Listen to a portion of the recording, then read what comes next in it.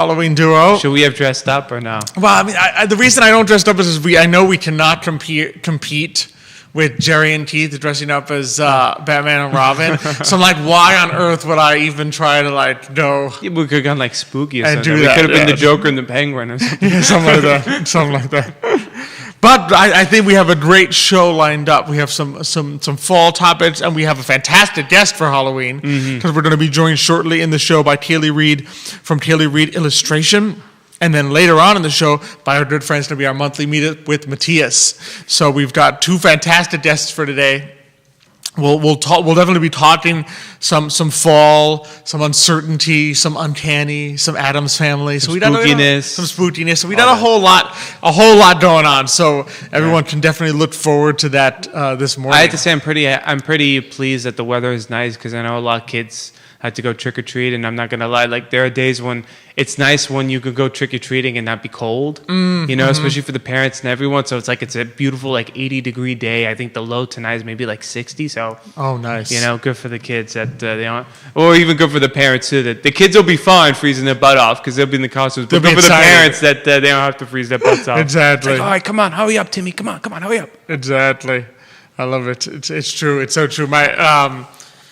My wife always tells me, Elizabeth's always talking about how in Montana, Halloween was not super fun because it was so cold. You had to put a jacket, one of those big puffy coats over your costume. Because it's not as much fun being dressed as a princess when then you have to cover it up with this huge puffy jacket because it's snowing. I know. Well, especially for the girls, princess, maybe they want to dress up as a fairy. For the guys, maybe it's I'll dress as a transformer.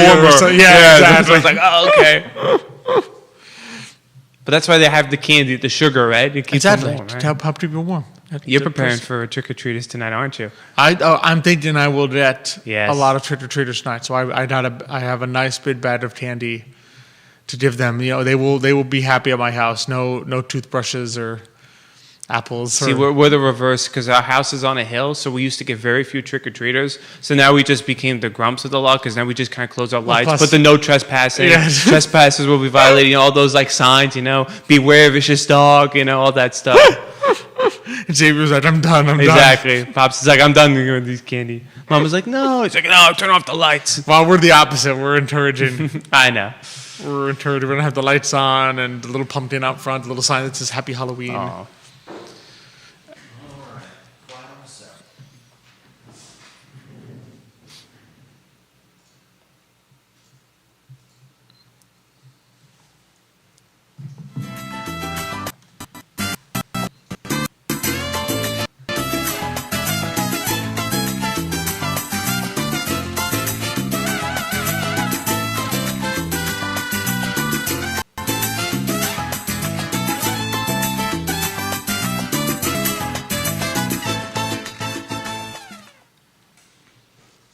Good morning, everyone, and welcome to Today y Mañana. I'm Alex. This is Michael. We're super excited to have you joining us on a beautiful morning here in Charlottesville, Virginia. It is the fall, but it is sunny. It is warm. Summer just kind of creeped its hand right back in. Maybe a little bit this week. Especially when I saw that the weather, I think later today is going to be 80 or something. Yeah, the high's 80. It was yesterday, and it looks like it was going to be today. Exactly. So you can grab you have permission for 1 day to do an iced café con leche. I know, because last week I did the show with Nick, and it was really cold in the morning. And I was exactly. you need it very hot. Café con leche extra hot. Yeah, extra hot that morning. But this morning, the whole world option is available exactly to you. So it's a fantastic day. We have two fantastic guests lined up that are going to be joining us shortly. We're going to be joined by Taylor Reed from Taylor Reed Illustration, a fantastic artist. Definitely a perfect guest for Halloween, as we'll talk about. And then later on in the show, Matthias Yon Realty, who's just always a perfect guest at any time. Anytime. Because it's going to be our monthly meetup with Matthias. So we are definitely excited for that. Be sure to send us any questions, comments, like and share the show this morning. Already got some people tuning in. Monica Miller from Montana tuning in this morning. She heard us say... Talking about Montana. And I guess... through the ether, the little paranormal telepathy. Well, maybe Monica also heard Matthias was going to be on. So that probably is the more realistic version of it. But on Halloween, maybe she had a telepathic communication to do so. Dr. Elizabeth Irby says, sending a shout out to the best and most handsome podcast host ever. Thank you, my sister-in-law. She was talking really mostly about me. Mostly Alex, about you. I'm sure. okay. I'm sure that had to be it. It couldn't be me. So be delighted. We said Nicholas Irby tuning in this morning. So be sure to send us questions, comments. Let us know what you think of the show this morning, and we will certainly read your comments and questions on air. That's what we're here for. Always, of course, love being here on the I Love CVille network. Many thanks, of course, to Emergent Financial Services, our presenter, and to our fantastic partners at Matthias Yohn Realty, Charlottesville Opera, Credit, Sirius Insurance, Forward Adelante. We appreciate all of them.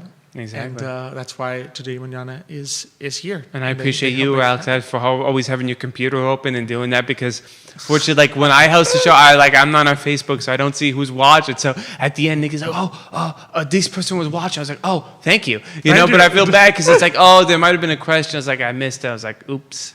That's all right. It's part of the job. You get used to it. You get used to it. I can't say. I know you're looking at you're doing like two things at once. You're multitasking. I have to say, I'm not there yet, but Jerry, I noticed on I Love CVille flagship show at 12:30, he's like triple tasking. Like I don't know how he does it, but he's got. You just tell he's doing the show while giving his talk. The Facebook thing must be there, and then he's got the phone thing managed. I'm like, I would lose my mind. People would be like, why is he just staring down the whole time? And so it's I'm trying to learn from the master. So we'll see how that goes. But I don't know about you. I'm excited to jump into today's show. Let's do it. So we are very excited to welcome our first guest this morning. She is Kaylee Reed from Kaylee Reed Illustration. Kaylee, thanks so much for joining us this morning. Yeah, thanks so much for having me. It's a pleasure to have you on, especially on an awesome, beautiful Halloween. Yeah. For sure. So maybe for those who haven't met you yet, tell us a little bit about yourself and how you first became interested in the art world. Oh, geez. Well, it's very much embedded in my family. Grandparents, parents are all in the arts in some form or other. So I've been drawing for as long as I can remember. My mom's an artist. Even my dad has quite some good skills with illustrating. My grandparents, like I said, great-grandparents. It's just always been there, I think. Definitely in the blood. Yeah, for sure. In the blood, for sure. Yeah. That's fantastic. And do you typically work with drawing? So is it pencil or? Mostly pen illustration, or at least it's my favorite medium. But I also do digital art, Photoshop paintings, that kind of thing. But yeah, pen illustration, 100%. Yeah. Definitely, yeah. And so I know I would definitely going on your website, which people can check out. Well, I'm sure we'll get them all the details. Definitely a perfect kind of. How did you get into, I guess, that kind of vibe and that feeling, and then maybe lead us into how you ended up collaborating with Addams Fest 2Ds, like the Addams family, because it is connected. Yeah. Well, I think I've just always had a fascination with the macabre. I grew up loving Tim Burton movies like The Nightmare Before Christmas, like that kind of stuff. So again, somehow I think that's always been there. And I think I can thank my mom for that. Just she's a painter and she's always done some weird, twisted kind of stuff. So again, I liken that back to family. I've always been a big horror movie fan, read a lot of horror too, horror video games. It's just all there. Yeah.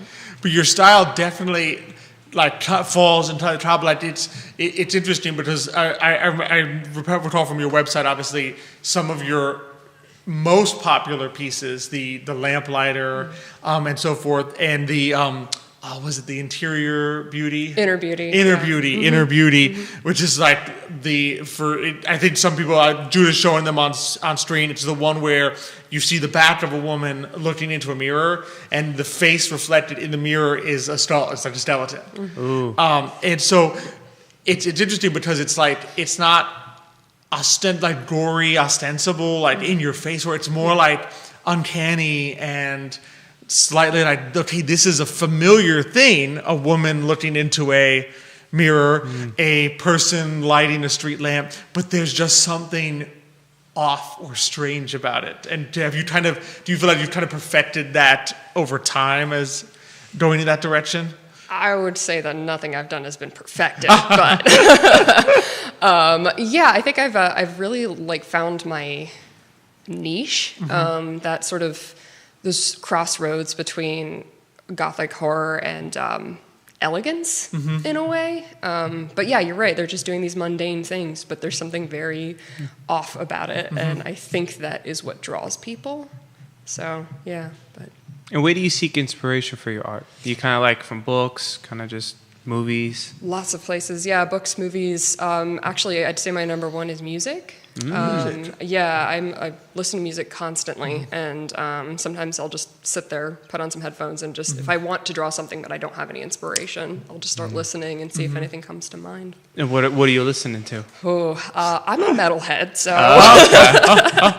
but all kinds of stuff. I like metal, I like rock, but I also really like jazz and Celtic music and classical music and all that stuff. But so you kind of like you're sitting in your room like in the dark with the music, kind of just waiting for the. Not quite. I mean, I can't say I've never done that, but maybe sometimes I'm just driving and I'm just listening to music and I'll just have an image kind of come into my head and I'm like, ooh, that. Interesting. Yeah.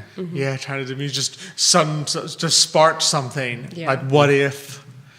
How Yeah, interesting. it's kind of it's funny how the artist minds were because I remember my brother Nick, he was writing a book once, right? And there was a certain song from the Man of Steel soundtrack that he was like, he told me that he was listening while he was writing this certain part, and he kept listening to him writing it, and then suddenly he was like, he would just put the song on repeat because he felt like as he was listening to it, he was writing better. So it was just that song, like he said, like he keep repeating the song just to help him keep writing. So.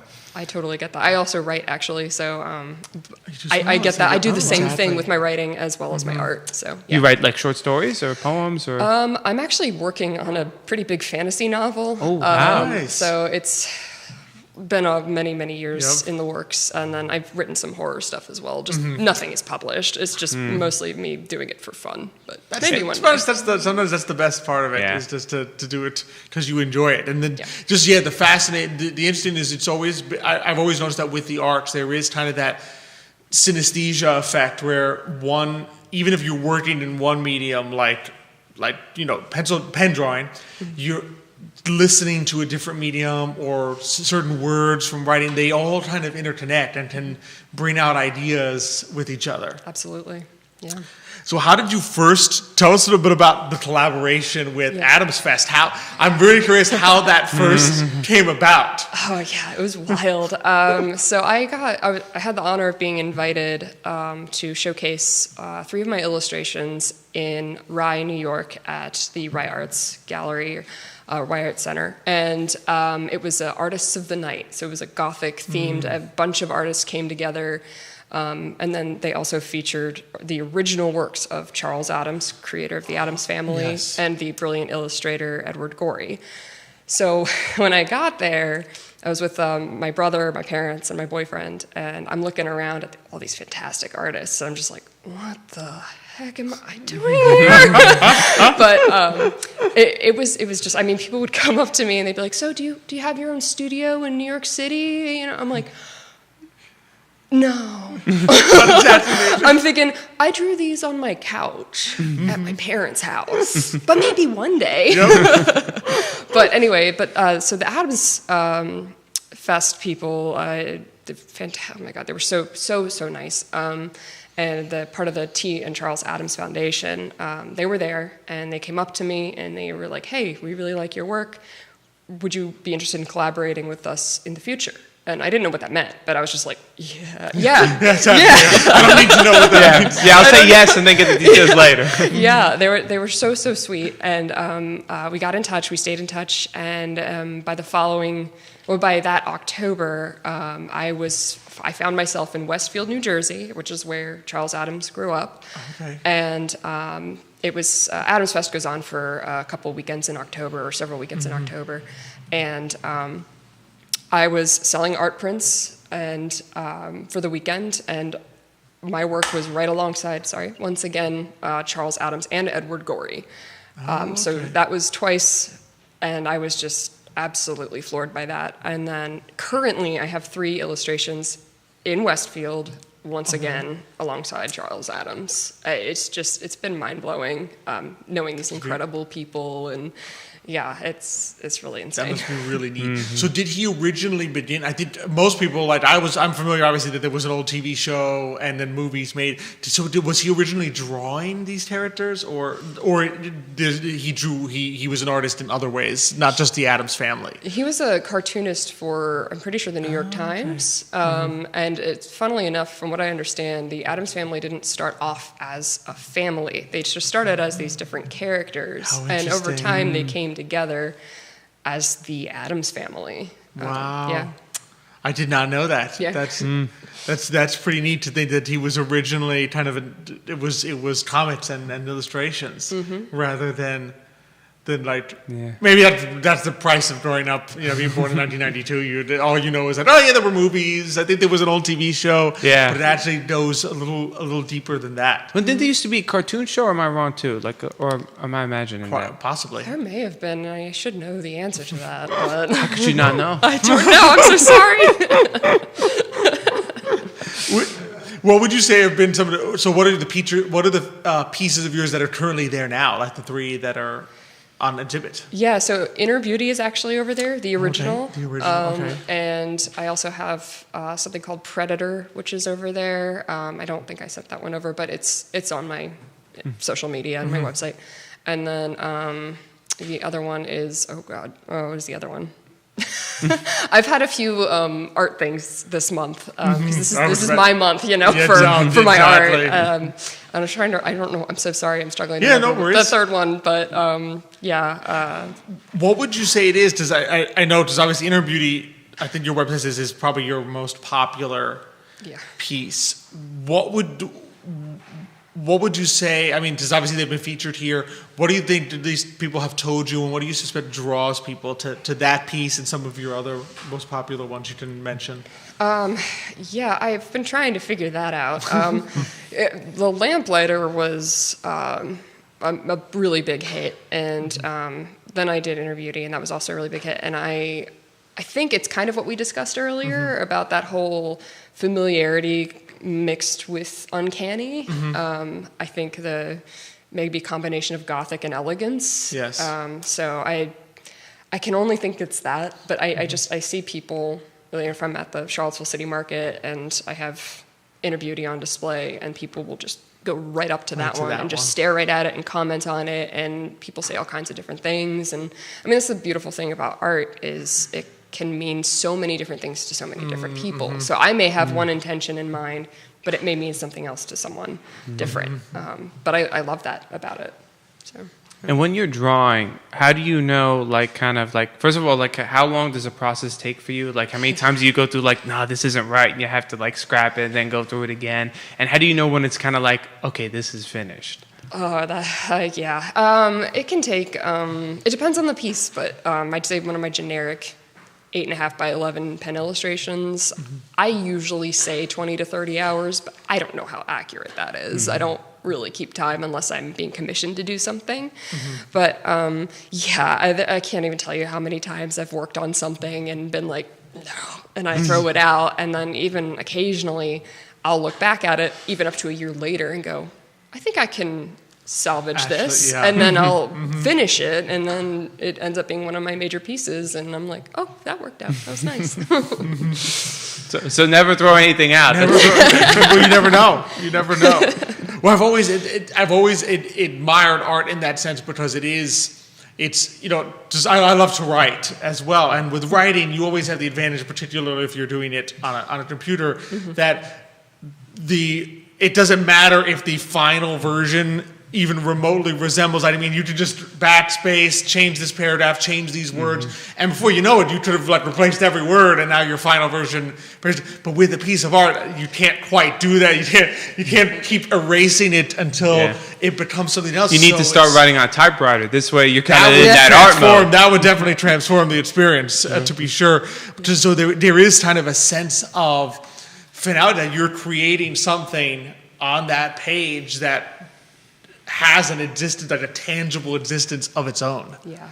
Yeah. Of course, digital art you can do, you it a can little do more. that a million Yeah. times and fix it. And yeah, it's so much easier to edit. I'm not saying digital art is easy, but yeah, with fine art, it's a little more permanent. Yeah. What drew you to pen? Because I know you mentioned your mom painted. What drew you to pen as the medium? I think, honestly, this is going to sound weird at first. My borderline obsession when I was younger with Tim Burton, I always admired the way he would do these scenes that were very muted in color, but then he would add a splash of like a bright color, usually red. So that's how I started. I just started doing a lot of black and white. This is when I was like 12, 13 years old. And then I would start to add in red to draw the eye. And I've kind of come away from that, and I've actually recently been thinking about going back towards doing that occasionally, just bringing in that one color. Yeah. Oh, how interesting. So yes, he kind of inspired that tone, and then pen was the best way to kind of express that. Yeah. What would you call your favorite Tim Burton movie? Oh, that's really hard. Or at least a top 3, because I know he's done a lot. Yeah. I'd say Sweeney Todd is way up there, and talk about muted colors with red. Yeah. I think I've got to put Nightmare Before Christmas up there, just because that was my first Tim Burton movie. I was obsessed with it when I was tiny. And then I'll just say Sleepy Hollow. That's another one, but it's hard. There's so many. Yeah, he has it in it. And I can see the Nightmare Before Christmas. Definitely, I can see the inspiration that you may have drawn from that over time. But I mean, it's very different by the time it gets to to your art. But kind of that, there's a sparseness, a similarity. Something's a little off. Yeah.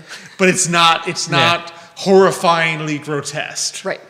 It's just everything's just a little uncanny. And Exactly, yeah. It's like you see other people, they seem to act mostly normal, but then the world around them, it's like, it almost looks like normal, but it's like just something different, and you're like, like even like in Edward Scissorhands, it's like, this feels like it's real, but it's like, why does it also look like it's not real, you know? Yeah, it was very liminal space sort of feeling from that movie. Absolutely, exactly.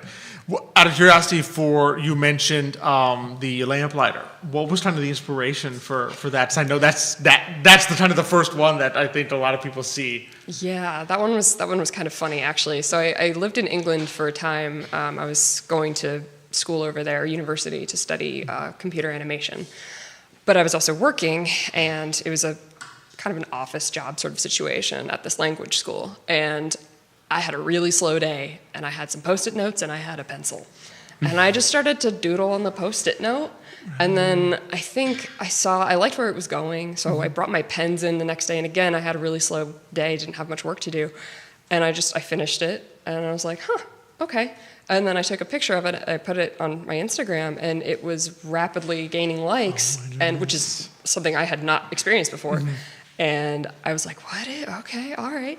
So then I continued on from there, the Victorian Odd Job Post-it Note series, where I researched various jobs, like actual positions in the Victorian era that people would take up, and made these weird little creatures. And he grew from that. And then I was being asked actually for the Rye Art Gallery show to make a larger version of the Lamplighter. So I made an 8x8 version. And then I had another commission some years later, not even a year later, I think, to create a 36 by 36 inch version of him. Much bigger than a Post-it note. So I had to get a projector, put it on my wall. So I've done 3 versions of the Lamplighter, starting off as a 3 by 3 inch to a 36 by 36 inch. Yeah. He's he's definitely gotten big. Yeah. But as for like where he came from, I don't know. Maybe subconsciously I was inspired by Slender Man, but now that I think about it, there is a bit of a Jack Skellington vibe to him too. Yeah, a little bit. That's true. Now that you say it, I could certainly see that. And I think that's what it is. It's such a basic. What he's doing is so simple. Yeah. I never saw him as evil. And most people, when they look at him, they're like, he's kind of creepy, but I don't get that he's evil. I'm like, no, he's just doing his job. Exactly. What he's doing is just the simplest thing, just a light a lamp. If you saw him from far away, maybe you just think it was the outline or the shadow of someone doing, a normal person doing it. But because of how it is, it's like, oh, but wait, something's not normal. Yeah. That's amazing. That's pretty neat. So anywhere else you're featured currently? Yeah, unfortunately not for very long. I actually have a bunch of originals hanging at the tavern at Thistle Rock Mead Company, which fantastic mead. But they had a Samhain festival last weekend that I went to, and I got to talk to people about my art for a little bit, sell some prints. But unfortunately, it's only up through the month of October, so it's coming down really soon. Yeah, and I'm at Simeon Market on Fridays, and I sell prints there. Not every Friday, it's kind of random, and Charlottesville City Market as well. Okay, so yeah, also random days. That's kind of one of your featured places. Yeah, to be sure. Well, it's pretty impressive, and just I think people would get, especially this time of year, you can see why people would get a real kick out of it, and just to enjoy, because it's well done art. But again, with that, what I think is the best form of horror, which doesn't have. Well, nothing too scary for us. I've never been a too scary, too much gore, too much in my face. I tend to prefer a lot of my favorite stories would be the ones by, like, there's some Borges ones, there's some Latin American writers, Edgar Allan Poe, where nothing's like outrageous, but it just has a certain sense of, like, this is too close to real to be comforting. Yeah, I was that weird kid that was watching The Ring when I shouldn't have. I was probably like 8 years old, and I was like, oh, I love this.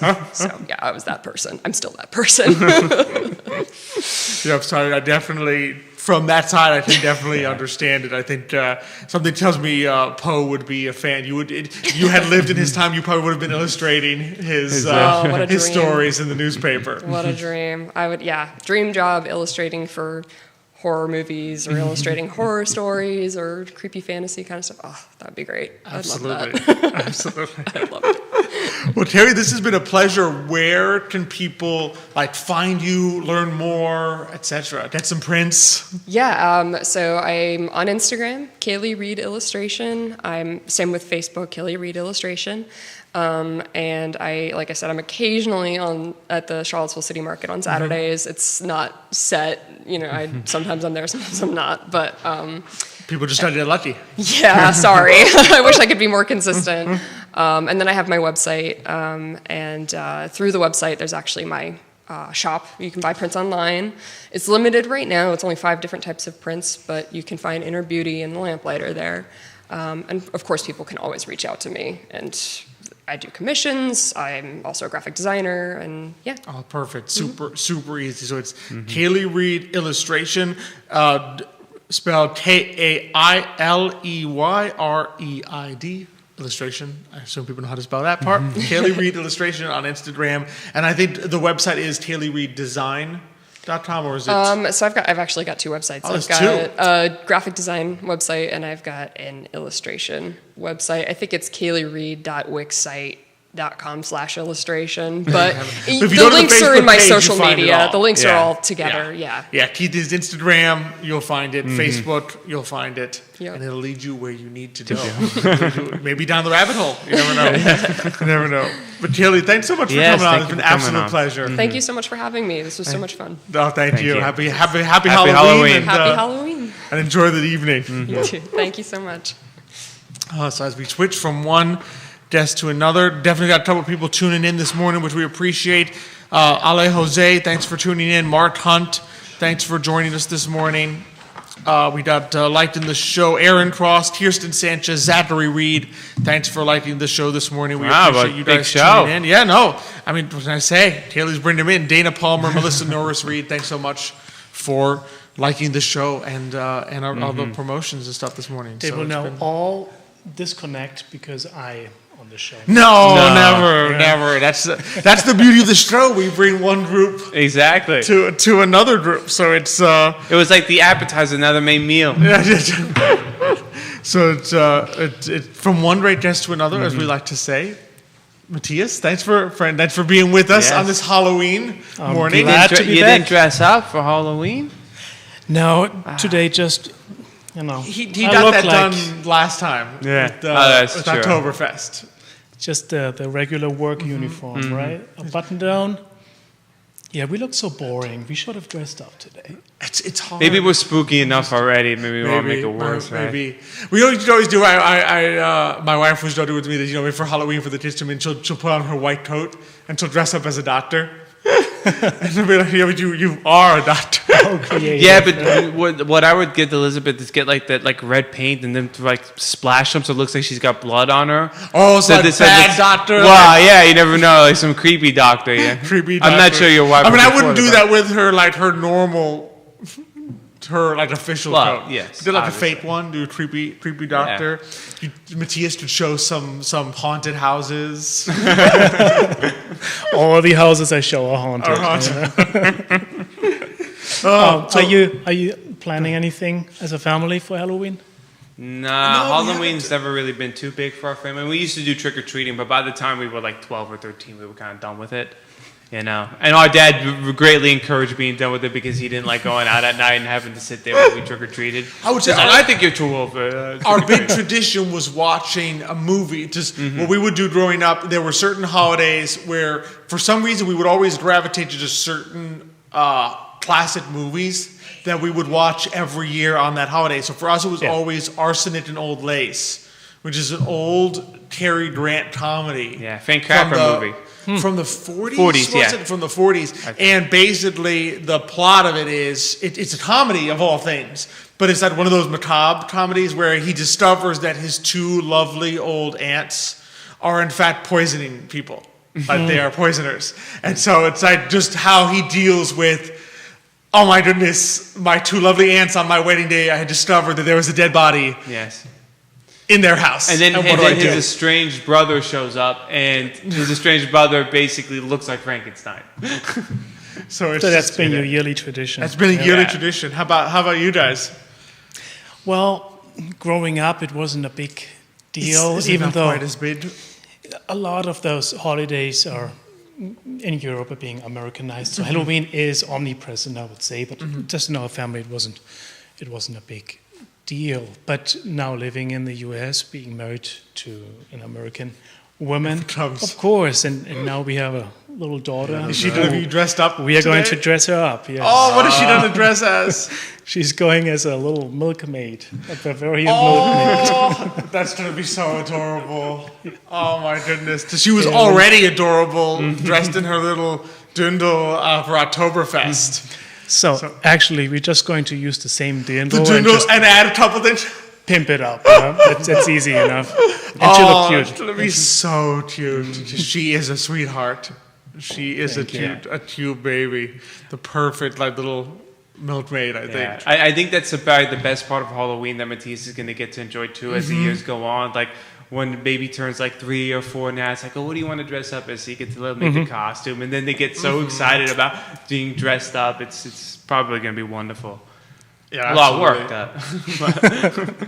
My neighbors, I have some neighbors down the street from me, and they have, I think this is their baby's second Halloween, but first where they could actually dress her up, and so she was there was a little Minnie Mouse, and they were taking pictures in the front, which is always such a beautiful part. I think that's for me, that's probably what'll be a really enjoyable part of Halloween. Yeah. I think then some parents also like to kind of do the trifecta. So it's like a baby will be from for example, a Disney movie. One will be like Wendy, so the other one has to dress like Peter Pan, or the other one has to dress like Hook. Because it kind of wants a family kind of stay in a group. Like you're like Mickey Mouse. One will be Pluto. Maybe the kid will be Pluto, and then the parents will be Mickey and Minnie Mouse. Exactly. It's kind of fun where they kind of bring that together. It's the beauty of this time of year. But I think on the downtown mall, they're doing some Halloween activities. For kids? I think so. That'll be nice. The Friends of Downtown Seawell putting that together. They always do a great job, really helping to celebrate the season and the fall and just this time of year. Are there actually any spooky houses in Charlottesville? Because I remember when we used to live in Carmel, they used to have something called a spooky house. So that people will go and you pay, and then as you kind of walk through the house, there'd be jump scares and people. Yeah, the haunted houses. Yeah, haunted house kind of thing. I don't know about Charlottesville, but there are many in surrounding counties. In Orange, you have one. I think more than one, and up in the valley, it's actually quite huge. Yeah, there are 3-4 haunted houses that I can think of that have been working on preparing that all year just for the, 4 or 5 weeks that they open. Yeah, I've been to several. It's a lot of fun. Yeah, you just have to be ready. Yeah, not the really jump our, scare. our type of thing, Yeah. really. You know, We went did it once, wo- and we did it once. once. It was like, yeah, that was fun, but we'll need to do it done. again. We're good. You can combine it with going to a corn maze. Yes, yeah. I've seen several of those. Corn mazes. I think a lot of farms are doing that. Farms that in the summer or orchards, right? Well, this time of year, I mean, the apple picking, the corn mazes, just so many. Pumpkin picking, Pumpkin picking. Oh, so many like those beautiful things. You go out on a beautiful fall day. You're enjoying the weather, the change of season, and so forth. There's a lot of things you can do at this time of year, which are enjoyable. It's just you sense it. It's funny. You sense the changing of the season, and I think people kind of gets into your bones a little bit. You want different things. You start thinking about, okay, the end of the year is coming, the new year is coming. That kind of my father-in-law always would say, winter is coming. Well, especially in Montana, winter is it's coming. Winter's coming means it's like 5 months of snow. Yeah. Or But very isn't cold. that what Halloween is all about, right? That pagan tradition of saying goodbye to the summer and welcoming the winter, which frankly it's not winter yet. But Yeah, no, it's in Charlottesville, especially doesn't feel like it. But definitely the change of season, I think also it gives people a little bit that sense of unease sometimes, which I think can manifest in different ways, particularly when there actually is a lot of uncertainty on the horizon. But I don't know if you've been sensing it with some of your clients. We definitely have with a lot of people like, can we talk after we actually have had a lot of clients saying like, can I make appointments with you at the end of November? Like, because let's talk after the election. Let's talk later on in the year. Because I'm uneasy. don't get me started. We all feel it. I mean, how often do I hear that sentence? We are going to wait until after the election to make a big decision. Or, I mean, just open up the newspaper and read about the global unrest. It's not really, giving people confidence in making big life decisions right now. I can understand it. Sure, it's a time of transition, a lot of shifts happening, a lot of uncertainty. You mentioned you feel that and you hear it in your family business. What is it? The stock market? Or It's a lot because I think people always never know. Right, I think people never know which way the stock market's going to go, especially because you always don't know what the stock market's going to do at the end of the year or in the following year. But now you compound it with everybody. You got a lot of people that are just certain that if my person loses, the stock market might crash. Right, even though I think we can look back and see a lot of times when the stock market did the opposite of what people thought it was going to do. It seems to always be irrelevant. I mean, let's be honest. If you look at the historical trends, it's like it actually never really does that. crashed, But there is this people can't escape the gnawing uncertainty. Like, what if everything collapses? Like, what if the stock market crashes, the housing market crashes? What if these bad things happen because of something that doesn't go my way?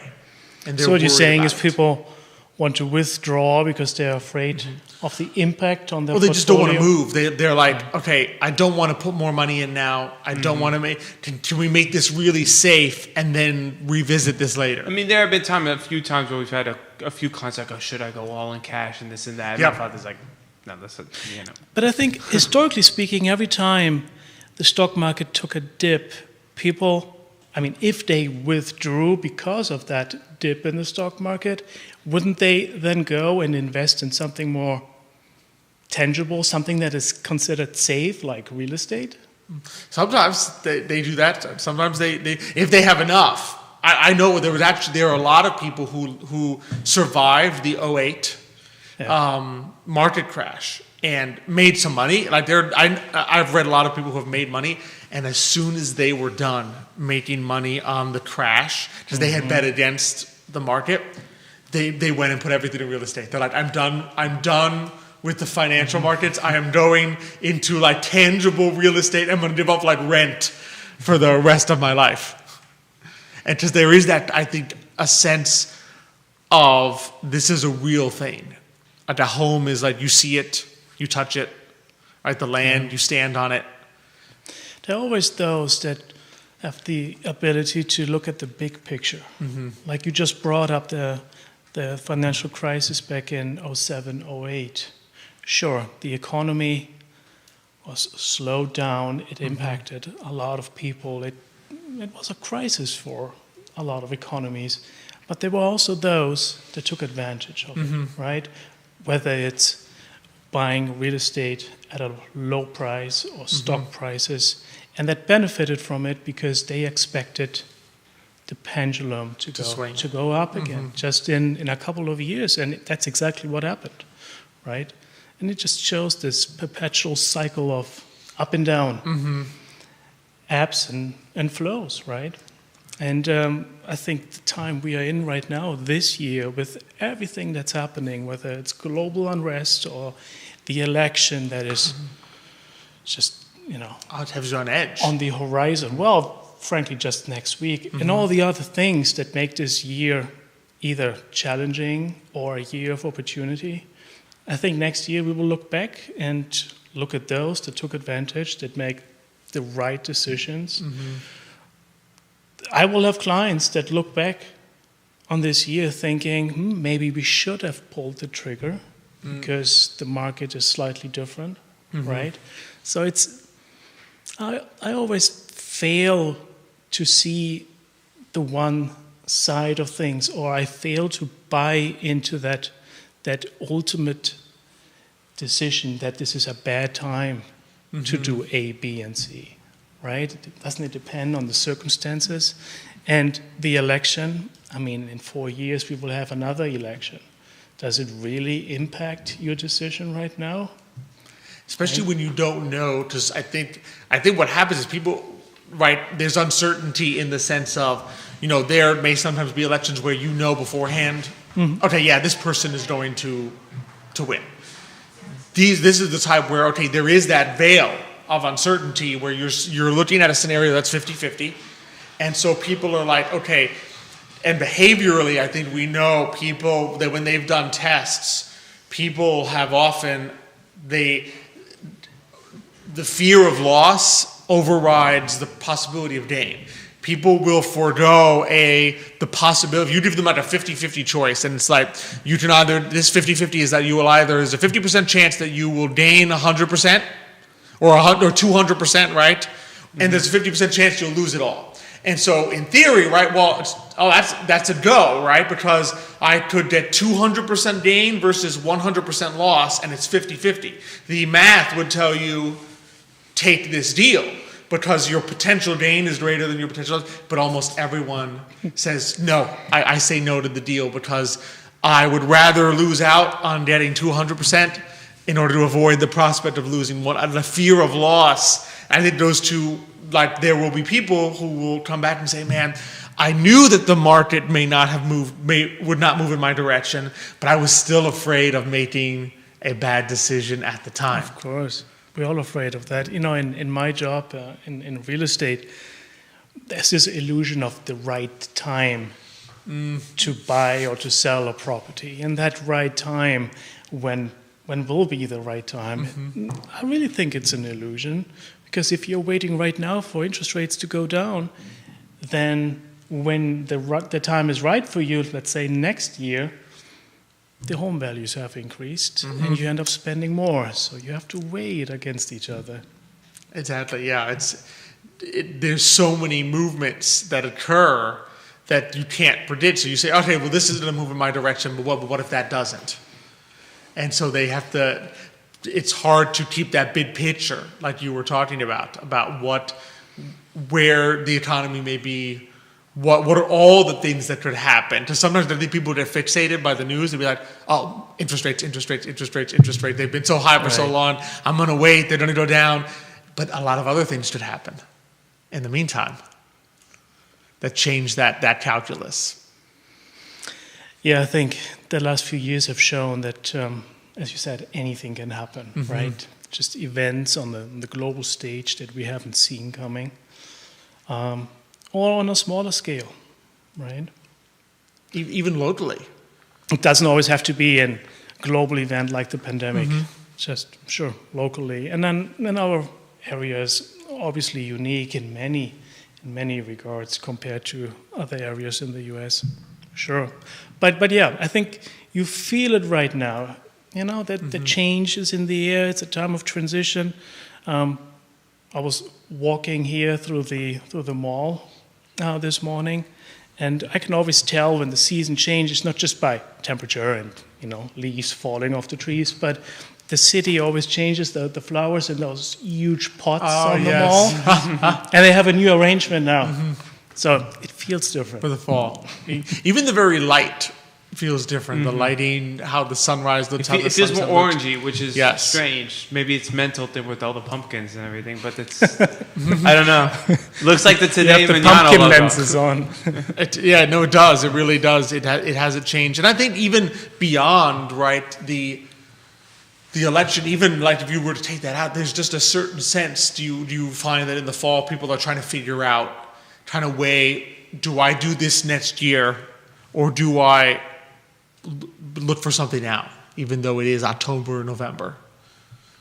Yeah, especially because between the fall market and the early spring market, it's really a slow time. I'm not sure about you guys in your business, but in real estate, we do see a dip in real estate transactions, right? Like Christmas time is typically not when you make those kind of purchases and big decisions, unless you have to move here or move away, sure.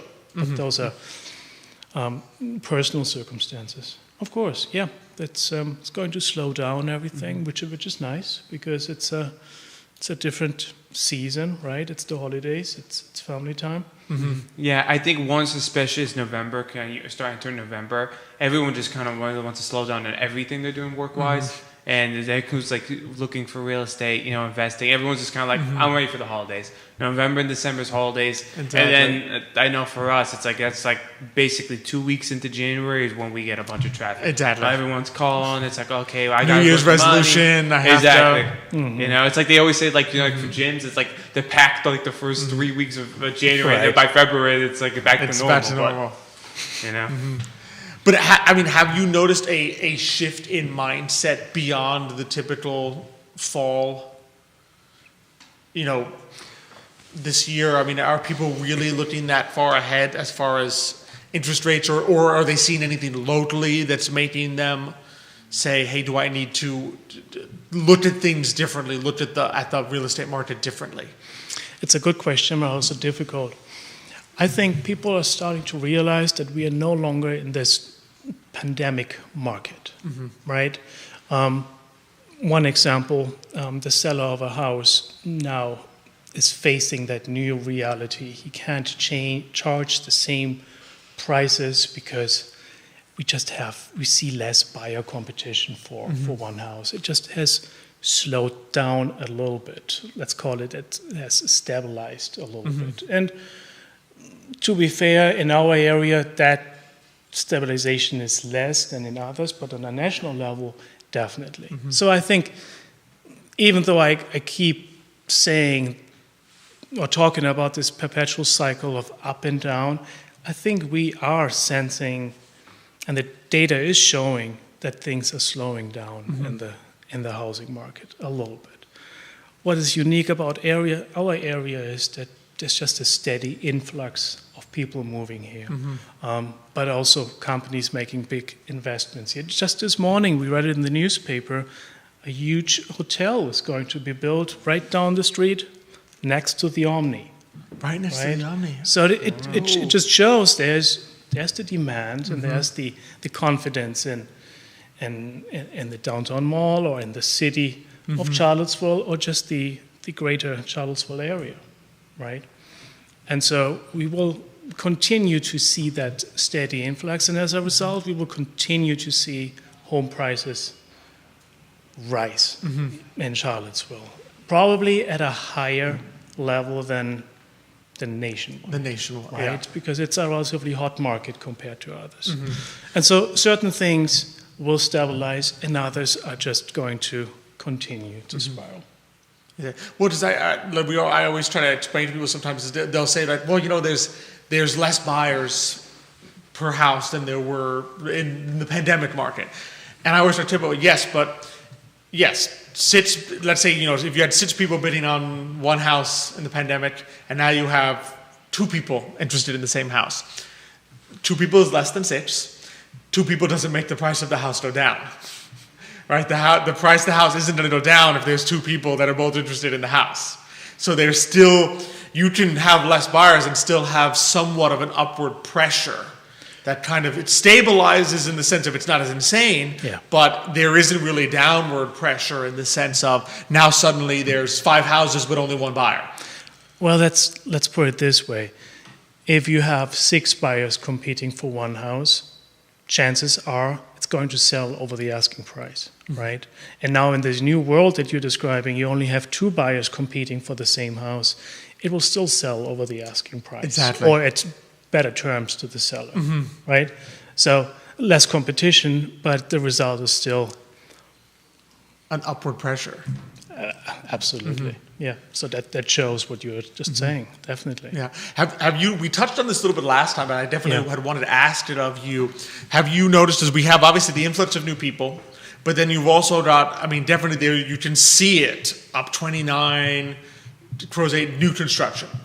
Have you seen at all any difference between what people can expect looking at new construction homes versus existing homes in terms of the prices moving, what people are seeing, the options out there to them? Well, I think the answer to that is twofold as well. Our area compared to what's happening nationwide or in the Commonwealth of Virginia. What we have seen during the pandemic in this hot market is just that inventory is tight everywhere, especially here. And the good news was that builders started to build more to address this tight inventory, that demand, of course. But what also happened is we had supply chain issues on a big scale. We had shortage of staff or labor building those new homes, and we had really, really high material costs. Wood prices were just... So even though new constructions or the number of new constructions was higher, the prices were still higher than that, right? So there's always this, you pay for a premium, and that premium continues to go up for new construction. I would say that in Virginia, typically speaking, we can say between 1% and 2%, the home values home prices will continue to increase from 2024 to 2025. But here in Charlottesville, it will be much higher. It'll be higher, right? And that also applies to new construction, really, just because we are seeing up to $450 a square foot for new construction here for a custom home. And not everyone's building a custom home, sure, but it just shows you how expensive it is to build a new home here in the area. And yeah, there is a disparity between existing home prices and new construction home prices, definitely. And again, we have to look at cost of labor, cost of material. We don't have the same supply chain issues as we had just 2 or 3 years ago. Do you remember the topic of windows? We couldn't get new windows for new construction, and that delayed. I had friends going using fake wood instead of real wood because real wood was so outrageously expensive that the high end, like not inside the home, but like the high end, like almost like metal railings for if you want to put up a porch and stuff, were cheaper than wood. And so while we don't have the same supply chain issues anymore, the other factors like the cost of labor and material is still something we face, or that builders face. Now, existing properties compared to new construction, sure, new construction, you always pay for that premium. So at the end of the day, you're paying for something brand new, so you run into a lower likelihood of having to replace something. It is brand new. But we also need to, in this context, we need to talk about the area and what we saw as a trend during the pandemic. All of a sudden, people wanted to live in more suburban or rural areas. We saw that nationwide, and especially in our area, whether it's east of Charlottesville or west of Charlottesville, especially with the expansion of broadband internet. Nelson County and other counties were developed with fiber internet. And so all of a sudden, people can work from a mountain cabin in Nelson County because their work allowed them to work remotely. And so we saw this huge shift. That has an impact on new construction too. So more builders are now focusing on, of course, we saw it in the Crozet area for years, but now also in Greene County, in Nelson County, and then east of town, everything between here and Richmond. So more builders are exploring not necessarily only suburban areas, but rural areas. Right? Interesting. Just the transformation.